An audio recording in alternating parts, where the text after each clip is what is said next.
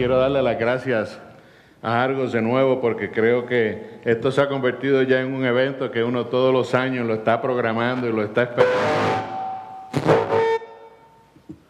Y lo está esperando, ¿no? Porque obviamente uno siempre tiene la satisfacción de aprender algo en todos estos eventos, que es la razón por la cual uno viene acá, bien sea por la calidad de los conferencistas, la calidad de todos ustedes que hacen preguntas que son muy importantes, muy reveladoras.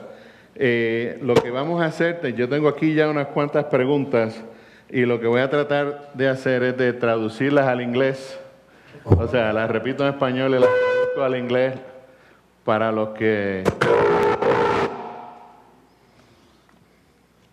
Aquí como que falta algo, pero para comenzar, tengo una pregunta para Heidi Pirgón y la menciono en español y después se la traduzco. ¿Cuáles fueron los retos constructivos o tienes alguna anécdota del proceso constructivo que nos puedas contar? If you have any, si tienes por contarnos cuáles son los desafíos principales que se tuvieron en el proceso de construcción, si tienes alguna anécdota o alguna opinión, algún concepto que nos puedes dar sobre los desafíos y cómo fueron superados en el proceso de construcción.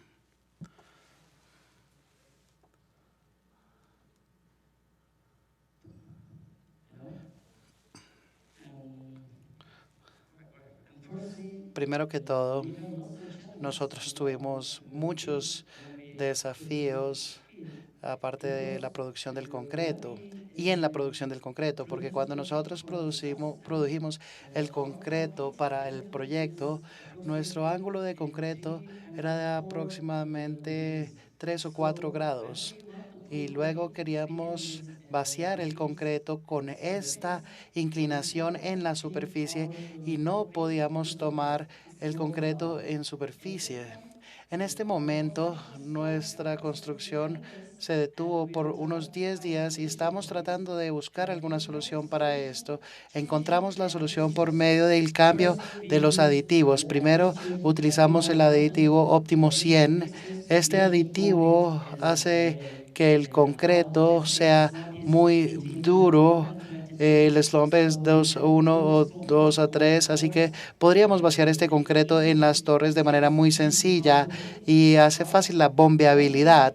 Pero luego nosotros vaciamos este concreto en el tanque con algunos grados de superficie. No podíamos utilizar el concreto y en ese momento cambiamos los aditivos de Optimo 122 y ya puede bajar a más o menos 16 o 19. Así que podemos tomar el control sobre el concreto en la superficie y cuando vaciamos el concreto se mantiene en la superficie.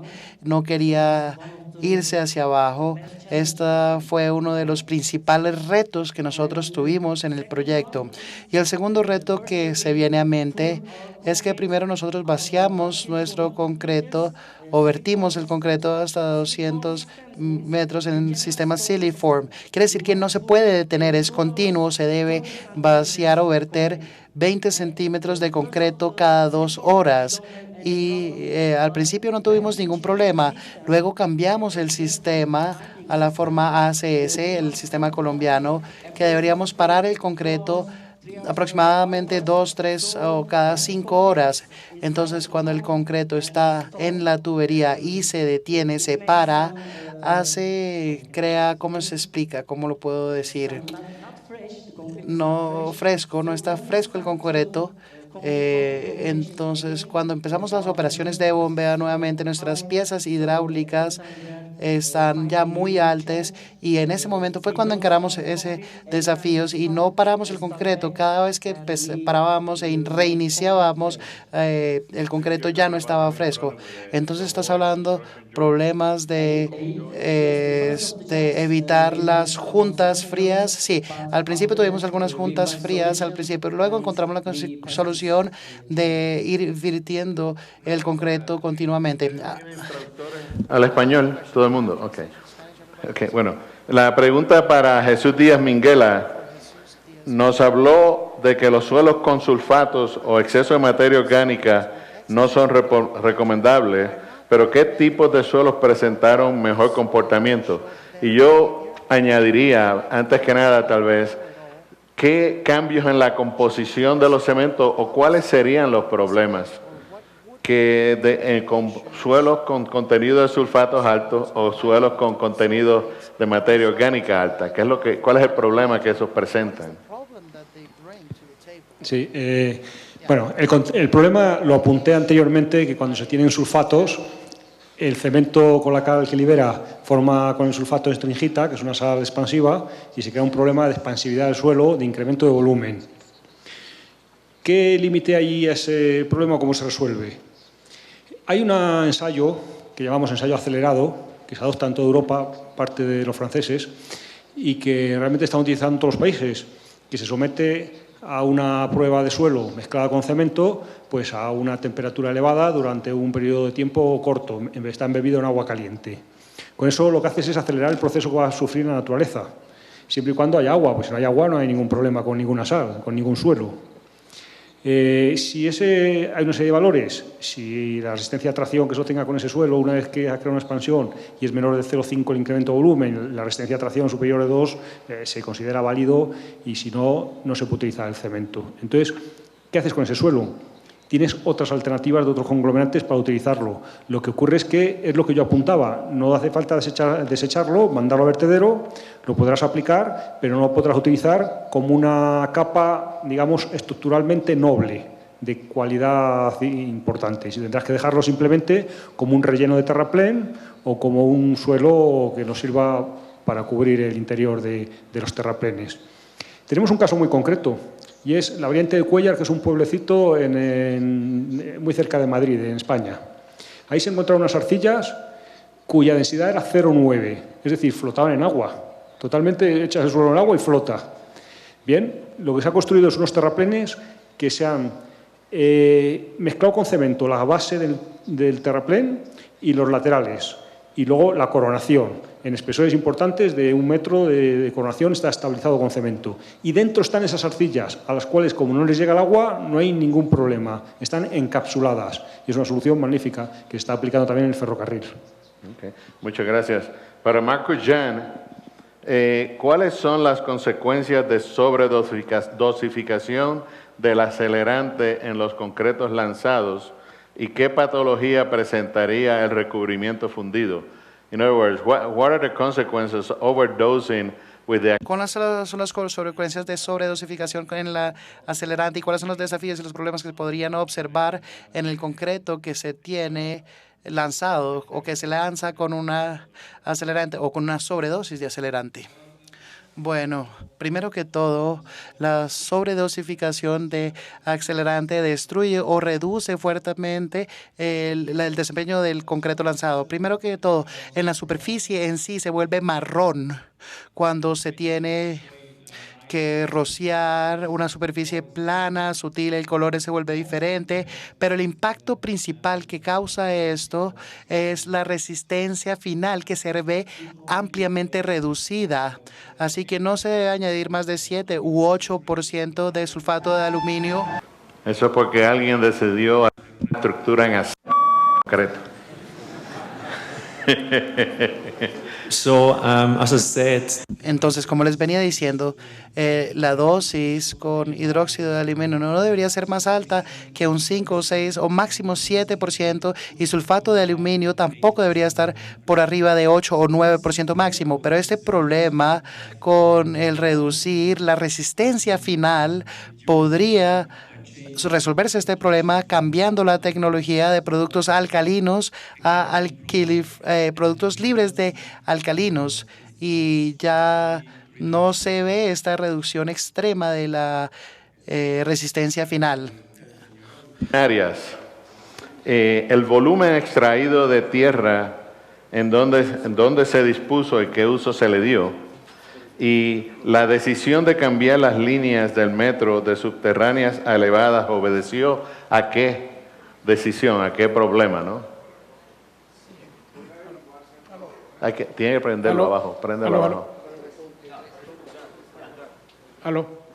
Sí, en el metro de Panamá se extrajo como 2 millones de metros cúbicos principalmente del tramo subterráneo. Se seleccionó un sitio para el depósito del material. El problema es que el material que salía de la tuneladora salía muy húmedo. El nivel freático en Panamá es sumamente alto y también le inyectaban polímeros también. La tuneladora iba inyectando polímeros para subirle la resistencia al suelo. El material salía muy húmedo y era muy complejo el movimiento del material. Conseguimos un sitio donde se estaba haciendo un relleno para hacer una urbanización posteriormente, un sitio que tenía 80 hectáreas, donde pudimos llevar el material, pero para acondicionar el sitio y recibirlo bajo las condiciones que se estaba recibiendo tuvimos que construir 3 o 4 diques, algunos que tenían hasta 35 metros de altura, para poder manejar el drenaje de los suelos que se estaban llevando al sitio. Entonces hubo un sistema de drenaje que tuvimos que desarrollar en el vertedero que se estaba utilizando para el material por las condiciones como se llevaba el material al sitio. Nosotros tomamos la decisión de un principio de tener un tramo subterráneo y un elevado. No se hizo un cambio, sino fue una decisión que se tomó. En términos de costos, hay una diferencia muy grande entre el tramo subterráneo y el tramo elevado. Es más de 2-1 la relación. Cuando insertamos el metro en el centro de la ciudad, en el centro comercial de la ciudad, en el centro financiero, es muy invasivo meter un viaducto elevado. Nosotros hicimos hasta rendering, hicimos análisis para ver cómo se veía un sistema elevado en esos sitios y llegamos a la conclusión que era muy invasivo y creaba una barrera muy grande para el desarrollo a futuro de la ciudad. Sin embargo, cuando empezábamos a salir ya a las afueras de la ciudad, donde teníamos derechos de vías de 60 metros y habían espacios más grandes, pudimos insertar el segmento elevado sin causar mayor impacto en el contorno urbano. Las otras líneas que se van a construir ahora, que la línea 2 y 3, que todas ya no están en el centro de la ciudad, sino se alejan más del centro de la ciudad, vamos a construirlas elevadas también. Okay, muchas gracias. Para el señor Luis Javier Sanz, ¿cuáles son los obstáculos o retos más grandes por parte de la tecnología del concreto para el futuro de los puentes, del diseño de puentes? Por ejemplo, ¿qué tan importante es la resistencia del diseño o las propiedades del concreto o la durabilidad del concreto? O sea, ¿cómo cambian las prioridades? ¿No?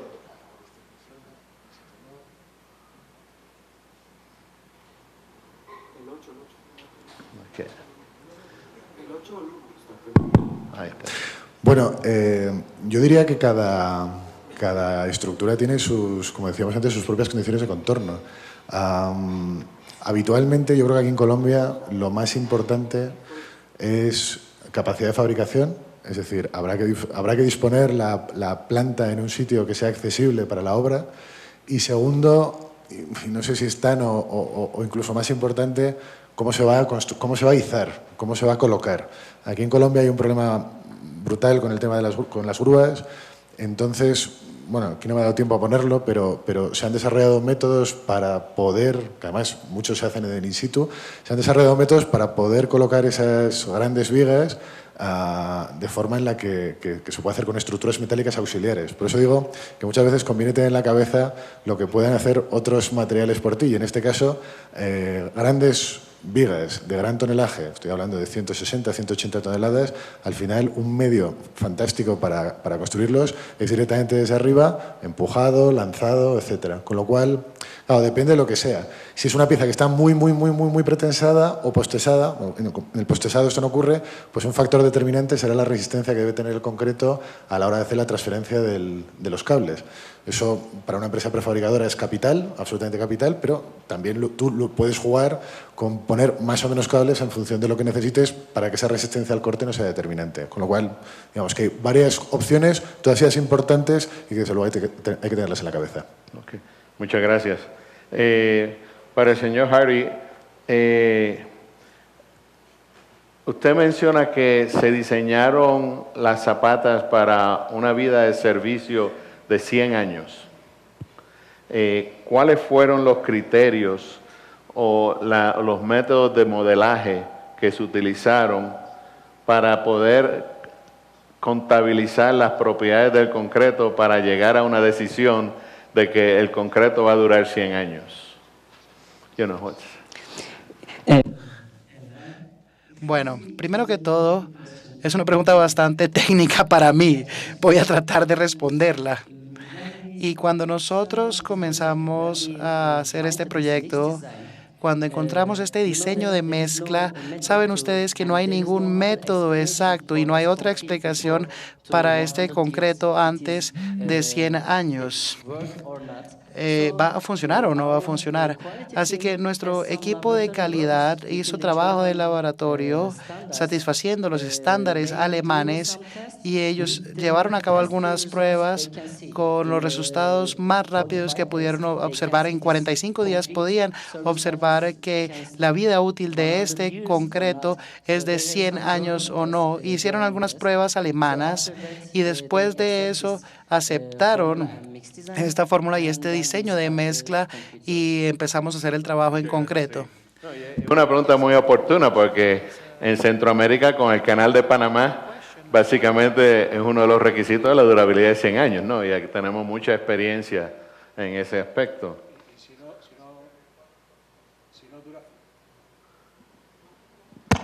Si no dura 100 años, por lo menos que dure la vida del ingeniero, que él es bastante joven. Sí.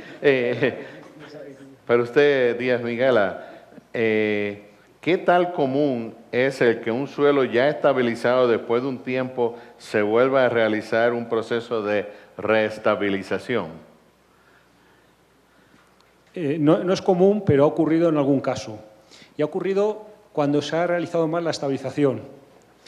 Yo hablaba aquí con la gente que las carreteras tienen fundamentalmente dos problemas, que son los políticos y el agua, y normalmente por ese orden. Entonces, a veces la fecha de caducidad o la fecha de inauguración es tan apabullante que se estabiliza de forma muy rápida y se busca rendimiento más que hacer las cosas bien. Y cuando se busca rendimiento más que hacer las cosas bien, en algunos puntos concretos se falla. Bueno, pues lo que se hace es volver a reestabilizar esas zonas que se han hecho mal, que a lo mejor dan el fallo, lo dicen pues a lo mejor al mes o cuando todavía no se ha acabado la obra y se vuelven a reestabilizar. Pero no es normal que un suelo que se ha utilizado para estabilizar se utilice después, posteriormente, y se vuelva a estabilizar.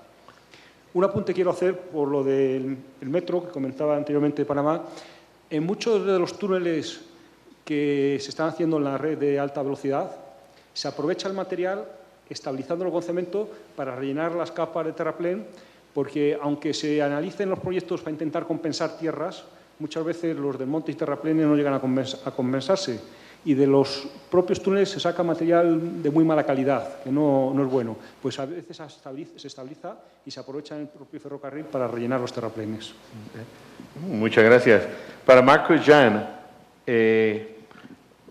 cuando se ve que mucha de la tecnología en el desarrollo de aditivos para concreto lanzado está basado en aditivos que contienen alúmina y sulfatos o aluminum sulfates, ¿no?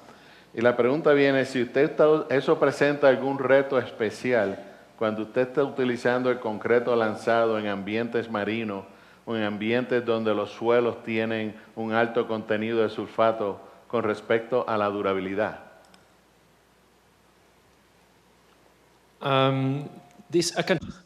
Yo solo puedo mencionar un ejemplo de Austria. Ellos tuvieron estos problemas y nosotros tuvimos que cambiar, de hecho, sí, de un sulfato de aluminio a un hidróxido debido a ese factor precisamente. Y también, por ejemplo, los austriacos dicen que hay una fórmula donde se puede calcular cuánto sulfato se debe añadir y cuál es el límite, y esto es bastante efectivo.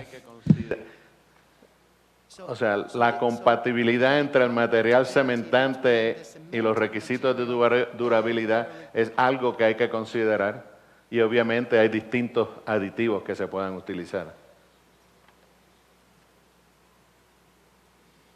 Regarding durability. Con respecto a la durabilidad, para mejorar la durabilidad, nosotros normalmente escogemos reducir el contenido de agua para que todo sea más denso y luego un humo acílico para hacer que el concreto sea más denso. Y el otro punto es cambiar el cemento hacia el final.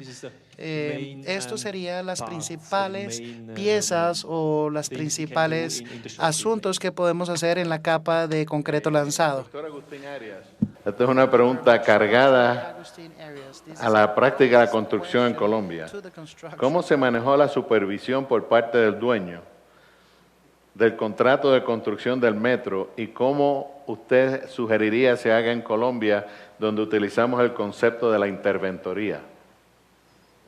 En el caso de Panamá, bueno, nunca habíamos construido un túnel de esta naturaleza, ¿no?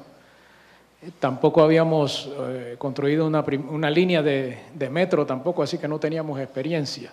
Entonces nosotros contratamos y sacamos una licitación internacional para hacer una gerencia de proyecto, contratar una gerencia de proyecto que también llevara a cabo la supervisión de la obra. Pero le exigimos que viniera acompañado de un operador de metro. En el caso del consorcio que ganó, venía acompañado del Metro de Barcelona. Y el Metro de Barcelona nos ayudó también en la puesta en marcha del sistema e inclusive ellos están llevando a cabo la supervisión de la línea 1 por los primeros 2 años en cuanto a mantenimiento y operación. Ya el resto del personal de ahí para abajo es totalmente panameño y nos da suficiente tiempo para ir entrenando el personal. Así que tenemos hoy día expertos que han venido del Metro de Barcelona que están trabajando en Panamá en lo que es la supervisión de la operación también, ¿no? Pero en la obra tuviéramos una mezcla de ingenierías española también, que es el caso de Ayesa, que fue uno que conformó que tenían experiencia en los sistemas que se han desarrollado en España, también en la construcción de túneles, etcétera. Así es que tuvimos que contratar esta experiencia porque nosotros no contábamos con ella. Y en Panamá en pocas ocasiones se dan obras de esta naturaleza. Para la línea 2 también tenemos una gerencia de proyectos y nosotros, el Metro de Panamá, supervisa a la gerencia de proyectos a la vez que supervisa al contratista también, ¿no? Ok, muchas gracias. Pero señor Sanz, Luis, para los prefabricados, ¿se ha pensado o se ha realizado con producto de material de demolición del concreto para satisfacer aspectos de producción sostenible? Se ha hecho. Se ha hecho, lo que ocurre que normalmente se restringe su uso a hormigón no eminentemente estructural. Es decir, no se tiene aún claro que el funcionamiento de esos materiales reciclados pueda ser utilizado directamente para unos hormigones tan brutalmente preesforzados o posesforzados como lo utilizamos estructuralmente. Entonces, se utiliza. De hecho, los prefabricadores en España, muchos han iniciado investigaciones de qué hacer con ese tipo de elementos que se les queda, vamos a decir, en mal uso y que tienen que reutilizarlos, pero de momento las experiencias se reducen a cuestiones no estructurales. Okay. Muchas gracias. Harry, ¿cuál es el factor principal cuál fue el factor principal para tomar la decisión de adicionar a un nivel de un 50%? No, cement substitution of 50%. Bueno, yo creo que cuando nosotros comenzamos a hacer el trabajo de diseño de la mezcla, como les había mencionado anteriormente, nosotros no teníamos ninguna experiencia para vaciar concreto a una altura de más de 300 metros. Así que cuando se comenzó a hacer el diseño de la mezcla, ellos sabían que si utilizaban 100% cemento, iban a tener problemas en la bombeabilidad. Y la otra parte, el otro parámetro, yo creo, es que la división de cloruro, porque nosotros pusimos la construcción muy cerca al mar. Entonces, si no se utiliza 50% de slug para poder hacer esta aglomeración de 10, tiene mayores efectos en la eficiencia del cloruro. Así que esta es la herramienta más importante o la decisión más importante. Entonces, era la trabajabilidad y durabilidad. Sí, estaba impulsado por la trabajabilidad y la durabilidad. Eran las principales dos causas. Señor Minguela, cuando tenemos materiales con algún potencial de expansión, estos necesitan algún tratamiento adicional y si la capa de rodadura es concreto hidráulico, las juntas deben hacerse en el mismo punto donde están las juntas del suelo cemento. Empezando por el final, allí nunca colocamos un pavimento de hormigón sobre el suelo cemento, porque se pueden crear erosiones y se genera el pumping de salida de finos y de cual se escalonan las losas. Todos los pavimentos de hormigón los colocamos siempre o sobre un pavimento de hormigón magro, en concreto de baja resistencia, sobre una grava cemento, un hormigón material tratado con cemento, una grava cemento muy rica en cemento, o bien la última tendencia, que es la que introdujeron los austriacos y que es la que se suele utilizar, sobre una capa muy delgada de mezcla bituminosa. Entonces, lo que hacemos es estabilizamos la parte inferior, los suelos inferiores, simplemente estabilizados con poco cemento. Se coloca una capa delgada de concreto bituminoso, de mezcla bituminosa, para evitar que haya salida de finos y directamente el hormigón. Por lo tanto, uno se olvida directamente dónde realiza las juntas. Las puede hacer a la distancia adecuada, pero colocadas y dispuestas donde quiera, porque debajo tiene una capa que impide la salida. No hay que hacer coincidencia. Y solamente en el peor de los casos, cuando estemos sobre un material tratado con cemento, con muy poco contenido de cemento y que se va a fisurar, se coloca una capa de plástico impermeable para independizar ambas, que permite el rozamiento de la capa superior de concreto, pero impide la reflexión de las fisuras. Y la primera cuestión era respecto a la expansión. Sí, que materiales con algún potencial de expansión, si estos requieren algún tratamiento adicional. Bueno, es que nosotros hacemos estos que comentaba, los ensayos previos, están normalizados, o sea, fueron quizás los franceses los primeros que empezaron. Hay que pensar que la idea, y ya apuntaba que la idea medioambiental es aprovechar el suelo que dispongamos, no es tirarlo y traer uno bueno, que uno bueno siempre da buenos resultados, eso ya lo sabemos, es aprovechar el suelo que tenemos. Y en todos los sitios, en todos los países, hay zonas de yesos, hay zonas de suelos muy expansivos y muy problemáticos, y no se tiran. Lo que se hacen es unos ensayos previos para ver si el cemento se va a comportar bien, porque el cemento nos permite obtener resistencia, y si obtenemos resistencia ya tenemos una calidad de apoyo. Si no se comporta bien, tendremos que ir a otras soluciones. Tendremos que ir a cal, si no tiene carbonatos, tendremos que ir a otro tipo de estabilización. Y en el peor de los casos, a lo mejor hay que mezclarlo con otro suelo, hacer una estabilización física, que se llama, antes de utilizar un conglomerante. Pero siempre mediante estos ensayos acelerados, que llamamos ensayos acelerados, porque en realidad lo que haces es reproducir lo que va a ocurrir en la naturaleza de forma rápida. Y que aunque en las normas europeas habla de 28 días, nosotros hacemos 45 días. Mantenemos más tiempo en agua caliente para ver la evolución y con eso definimos claramente cuál es el tratamiento adecuado. Okay. Muchas gracias. Le hago una aclaración. Usted dijo que había un concreto malo.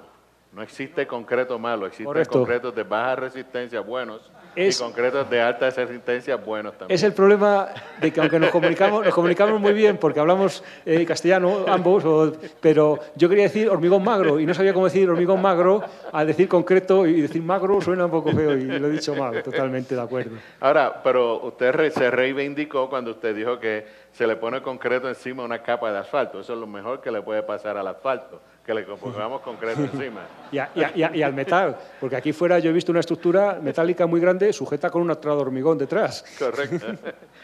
Pero Marcus Hahn, cuando aparecieron las recomendaciones de SICA, uno específicamente dice que el hopper tiene que estar por lo menos lleno 3/4 partes para poder lanzar el concreto. ¿A qué se debe ese requisito? So, you say that the spray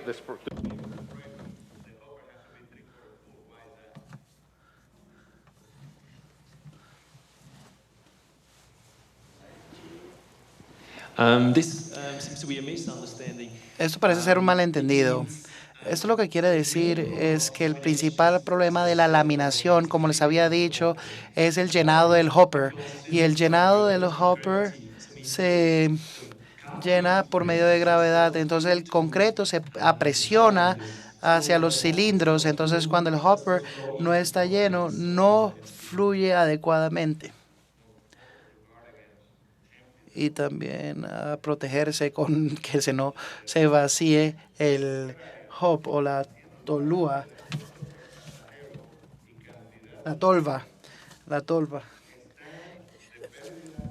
¿O cómo está la situación financiera en Panamá o está como se ha programado que va a ir levantándose los aspectos económicos? Bueno, hay que tomar en consideración los aspectos sociales y políticos aquí, ¿no? Pocos metros en el mundo son rentables y la mayoría que son rentables porque son dueños del bienes raíz arriba y generan ingresos del bienes raíz. El objetivo de los metros principalmente es recuperar los costos de operación y mantenimiento a través de los ingresos que reciben de la tarifa. En el caso de la línea 1 de Panamá estamos recibiendo casi un 60% de subsidio ahora mismo, porque hay que operar todo el sistema indiferente del volumen de pasajeros. Conforme el volumen de pasajeros vaya aumentando, los costos de operación del sistema no varían mucho, porque todas las estaciones siguen operando, los trenes también siguen operando, y teniendo un volumen mayor de pasajeros, entonces podemos recaudar más. Entonces nosotros sí hicimos el cálculo y pensamos que de aquí a unos 15, 20 años podemos llegar a un punto de equilibrio donde los ingresos por lo menos pueden cubrir los costos de operación y mantenimiento. Sí, pero fíjate, y hago el comentario que muchas veces cometemos el error en este tipo de infraestructura de servicios públicos y no consideramos las mejoras y el aumento en productividad que ocurre para el país como consecuencia de la presencia del servicio, y eso es algo... En el análisis económico eso sí se hace, y estos proyectos resultan rentables porque uno toma todas esas intangibles y todos esos beneficios que no se producen en un flujo económico financiero, sí, cuando se toma todo eso en consideración, definitivamente estos proyectos, cuando se hace el análisis económico, normalmente son rentables. Pero que son muy importantes y es lo que justifica para la calidad de vida del país y para el progreso del país. Okay. La última pregunta, ya que estamos ya al límite del tiempo, para el señor Luis Sanz. ¿Cuál es la diferencia en costos que se maneja entre proyectos de viaductos prefabricados contra concreto vaciado en sitio? Fantástico. Es que eso es pregunta para nota, ¿eh? Si la supiera, seguramente no estaría aquí, estaría en las Bahamas o algún sitio así, con un velero y cosas de esas. Cada puente tiene cada estructura tiene su escenario, tiene sus condiciones de contorno y es muy complicado. O sea, no, es muy difícil generalizar. Es decir, vamos a decir, la generalización esta que he hecho, vamos a decir, suave y rápida, de que una estructura prefabricada debe ser más barata que una estructura in situ, es algo, vamos a decir, aplicando casi la racionalidad. Pero claro, para llegar a ese abaratamiento de costo, lógicamente lo que hay que hacer es encontrar el mecanismo industrial que garantiza que abarate el mecanismo de la artesanía que es la construcción in situ. Entonces, claro, el prefabricador al fin y al cabo lo que tiene que hacer, lo primero de todo, es tomar conciencia de cuál es la necesidad de su cliente, ingeniería, constructora, promotor, etcétera, y a partir de ahí, entendiendo bien cuáles son sus fuerzas y sus debilidades, ofrecerle el sistema que más se adecue a sus características. Por lo tanto, quiero decir, lo que es bueno el prefabricado bueno para una obra puede ser que no sea el más idóneo para la otra. Entonces, igual que pasa con los in situs, igual que pasa con los mixtos, etcétera. Con lo cual, yo sí que puedo decir la experiencia española, es decir, en un puente normal sobre autopista, sobre autovía normal, nadie se plantea hacer un puente in situ. Nadie se lo plantea porque a nadie le salen los números.